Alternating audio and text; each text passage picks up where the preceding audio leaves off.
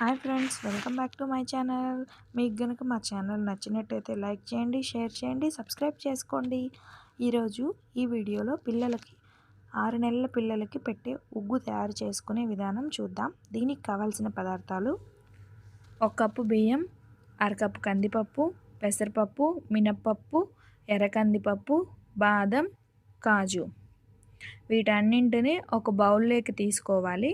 ఇక్కడ నేను శనగపప్పు వాడడం లేదు, ఎందుకంటే 6 నెలల పిల్లలకు శనగపప్పు డైజెస్ట్ అవ్వదు. నా బేబీ ఇప్పుడు 6 మంత్స్, సో నేను అందుకని శనగపప్పు వాడడం లేదు.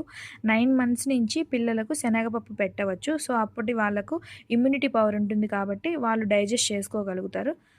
వీటన్నింటినీ ఇప్పుడు వాటర్తో 2 నుంచి 3 సార్లు శుభ్రంగా వాష్ చేసుకోవాలి. డస్ట్ అంతా పోయేటట్టు వాష్ చేసుకోవాలి. వాష్ చేసుకున్న వీటిని ఒక కాటన్ క్లాత్ మీద తేమ పోయేటట్లు నీట్గా ఆరబెట్టుకోవాలి. ఎందుకంటే తేమ ఉంటే ఎక్కువ రోజులు పిండి నిల్వ ఉండదు. సో అందుకని తేమ పోయేటట్లు శుభ్రంగా ఒక కాటన్ క్లాత్ తీసుకొని కాటన్ క్లాత్ మీద వేస్తే తేమ అంతా క్లాత్ పీల్చుకొని అవి పొడి పొడిగా అయిపోతాయి. ఇప్పుడు ఈ పొడి పొడిగా అయిపోయిన వాటిని ఒక ప్యాన్ పెట్టుకొని ప్యాన్ హీట్ అయిన తర్వాత అందులోకి వేసి గోధుమ రంగు వచ్చేంత వరకు అన్నింటినీ ఫ్రై చేసుకోవాలి.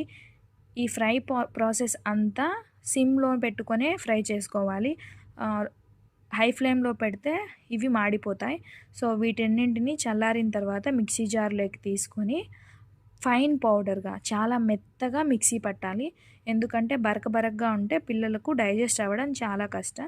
సో ఫైన్ పౌడర్ మెత్తగా ఉంటే తొందరగా పిల్లలకు డైజెస్ట్ అయిపోతుంది, వాళ్ళ నోట్లో మెత్తగా కరిగిపోతుంది ఈ పిండి అనేది. సో ఇదంతా ఫైన్ పౌడర్ లాగా పేస్ట్ చేసి పట్టుకోవాలి. సో ఫైన్ పట్టుకున్న తర్వాత ఇది కొంచెం హీట్గా ఉంటుంది. సో దీన్ని ఒక ప్లేట్లోకి తీసుకొని చల్లారబెట్టుకోవాలి. చల్లారిన తర్వాత ఈ పౌడర్ని ఒక గ్లాస్ జార్లోకి కానీ ఏదైనా స్టీల్ దాంట్లోకి కానీ, ప్లాస్టిక్ మటుకు వాడొద్దు, గ్లాస్ కానీ స్టీల్ దాంట్లోకి కానీ స్టోర్ చేసి పెట్టుకోవచ్చు.